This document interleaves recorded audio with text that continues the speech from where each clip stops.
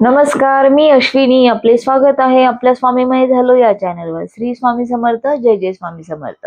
तर आपण आज बघणार आहोत की स्वामी आपल्या भक्तांची परीक्षा घेतात, त्यावेळेस कोणते संकेत ते भक्तांना देत असतात, आपण या व्हिडिओच्या माध्यमातून आज बघणार आहोत. जेव्हा आपल्या आयुष्यामध्ये कठीण काळ येतो, तेव्हा आपण सहज म्हणून जातो की स्वामी आपली परीक्षा घेत आहेत किंवा देव आपली परीक्षा घेत आहेत. तर अशा वेळेस स्वामी आपली परीक्षा घेत आहेत हे ओळखायचे कसे? तर स्वामी आपल्याला काही संकेत देत असतात, तर ते संकेत मी तुम्हाला या व्हिडिओमध्ये आज सांगणार आहे. तर व्हिडिओ शेवटपर्यंत बघा, शेअर करा, लाईक करा, सबस्क्राईब करा.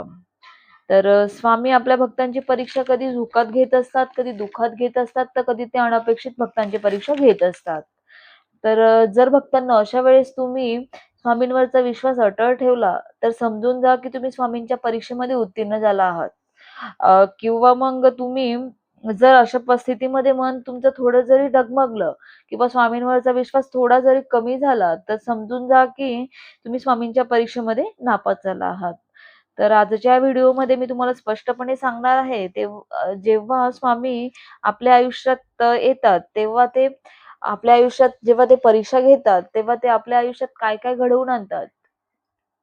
तर भक्तांनो, तुम्ही हेही लक्षात घ्या, की स्वामी सर्वच भक्तांची परीक्षा घेत नसतात. स्वामी त्याच भक्तांची परीक्षा घेतात, त्यांचा ज्या भक्तांवर पूर्ण विश्वास असतो.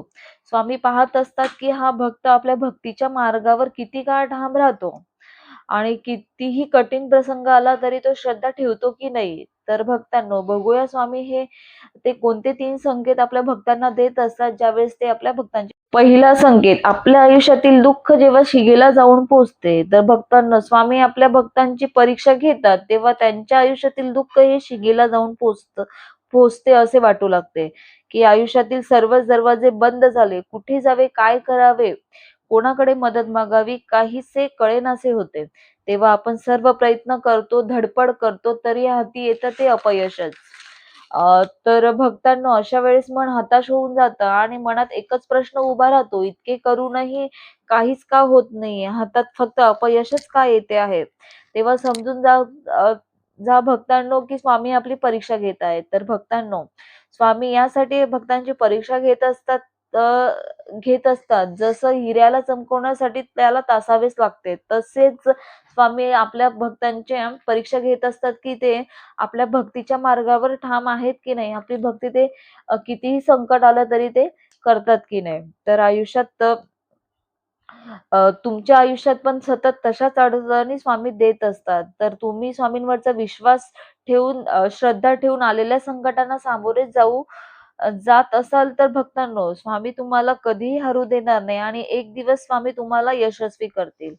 तर हा होता आपला पहिला संकेत. तर स्वामी आपल्या भक्तांसाठी जो भक्त स्वामींच्या लायक आहे किंवा स्वामींच्या भक्तीवर जो भक्त ठाम आहे, अशाच भक्तांची परीक्षा स्वामी घेत असतात. तर ते असा संकेत भक्तांना देत असतात. तर दुसरा संकेत असा आहे, वरील विश्वास कमी होऊ लागणे. तर भक्तांनो, कधी-कधी माणसाच्या आयुष्यात असा काळ येतो, त्याला पूर्णपणे आतून तोडून टाकतो.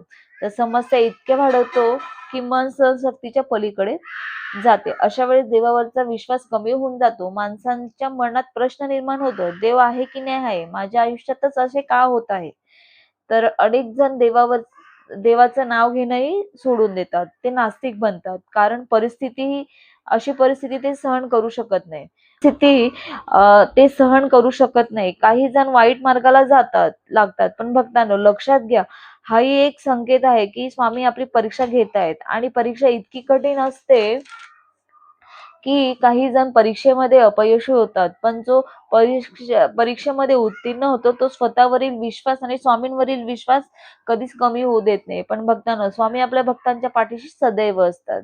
तर अशा प्रकारे सुद्धा स्वामी भक्तांची परीक्षा घेत असतात. तर त्यावेळेस फक्त स्वामींवरील विश्वास तुम्ही कायम ठेवा आणि स्वामींवरील श्रद्धा तुम्ही कायम ठेवा. स्वामींचं नामस्मरण तुम्ही कायम ठेवा. तर भक्तांनो, तिसरा संकेत असा आहे, दारात सतत भिक्षुक किंवा भिकारी किंवा एखादा प्राणी येणे. तर आता तुम्ही म्हणाल, की अशी ही कोणती परीक्षा स्वामी घेतात? पण भक्तांनो, लक्षात घ्या, जेव्हा स्वामी आपली परीक्षा घेतात, तेव्हा ते आपल्या आयुष्यात असे प्रसंग आपोआप आणत असतात, जे आपल्या मनाची खरी परीक्षा पाहत असतात. ते अनेकदा असे घडते काही वेळेस अनेकदा असे घडते, ज्यावेळेस तुम्ही जेवण करत आहात आणि दारात एखादा भिकारी किंवा भिक्षुक किंवा एखादा प्राणी येतो, कुत्रा म्हणा किंवा मांजर म्हणा, अ, त्यावेळेस येतात. तर ते भुकेलेले असतात. त्यामुळे ते आपल्या दारात उभे असतात. तर ज्यावेळेस आपण जेवण करत असतो आणि त्यावेळेस ते आले, तर स्वामी पाहत असतात, की हा आपल्या तोंडातला घास किंवा आपल्या ताटातलं थोडं अन्न त्या अ, भिकारी म्हणा किंवा भिक्षुक म्हणा किंवा कुत्रा, मांजर जे काही असेल त्यांना आपण देतोय की नाही. स्वामी बघत असतात. कधी तुमच्या दारात एखादी गाय हां, त्यावेळेस पाहिलं जातं. तुमचं मन पाहिलं जातं, तुमची दानत पाहिली जाते. म्हणजे स्वामी बघत असतात. तर तुमच्या ताटातलं त्यांना थोडं खायला देतात की नाही? अशा वेळेस तुमच्या तोंडातला घास त्यांना देतात की नाही? तर हे खूप मोठे दान म्हटलं जातं आणि खूप पुण्याचं काम म्हटलं जातं. तर अशा वेळेस तुम्ही जर समोर जो कोणी असेल किंवा भिकारी म्हणा, भिक्षुक म्हणा किंवा गाय, कुत्रा जे कोणी असेल, तुम्ही त्यांना जर तुमच्या ताटातलं म्हणा किंवा तुमच्या घरात जे काही असेल त्यांना तुम्ही देत असाल, खायला देत असाल, पाणी प्यायला देत असाल किंवा त्यांना काही थोडं दान करत असाल, तर समजून जा की तुम्ही ह्या परीक्षेमध्ये पास झाला आणि स्वामींची ही एक प्रकारची परीक्षाच असते आणि त्यावेळेस ते स्वामी आपली परीक्षा घेतायत, हे तुम्ही समजून जा. तर अशा प्रकारे स्वामी जेव्हा परीक्षा घेतात, तेव्हा अशा प्रकारे स्वामी आपल्याला 3 संकेत देत असतात. तर भक्तांनो, यावेळेस थोडंही न डगमगता तुम्ही आपले कार्य करत असाल किंवा आपले कार्य करत राहा आणि स्वामींवरची श्रद्धा, विश्वास तो कायम ठेवून तुम्ही आपली भक्ती करत राहा आणि अशा प्रकारे स्वामी तुमच्या आयुष्यातील तर भक्तांनो, तुमचा स्वामींवर पूर्ण विश्वास ठेवा, स्वामींची श्रद्धा करा आणि तुम्हाला जर असे काही संकेत येत असतील, तर समजून जा की स्वामी पण तुमची परीक्षा घेत आहेत. तर अशा वेळेस आपला विश्वास आणि स्वामींवरचा विश्वास हा कायम ठेवा आणि प्रत्येकाला दान करा किंवा जो कोणी गरीब असेल, कुत्रा, गाय वगैरे जे कोणी असेल, भिकारी असेल त्यांना दान करा. स्वामी म्हणजे स्वामी बघत असतात की आपला भक्त कोणाला किती मदत करतो किंवा आपल्या भक्तीच्या मार्गावर तो कसा कार्य करतोय. तर भक्तांनो अशा वेळेस स्वामींवरचा विश्वासच हा ठेवला पाहिजे. स्वामींची सेवा ही सोडली नाही पाहिजे आणि स्वामींचं सतत नामस्मरण केलं पाहिजे. तर भक्तांनो व्हिडिओ आवडला असेल तर चॅनलला लाईक करा, शेअर करा, सबस्क्राईब करा. नमस्कार.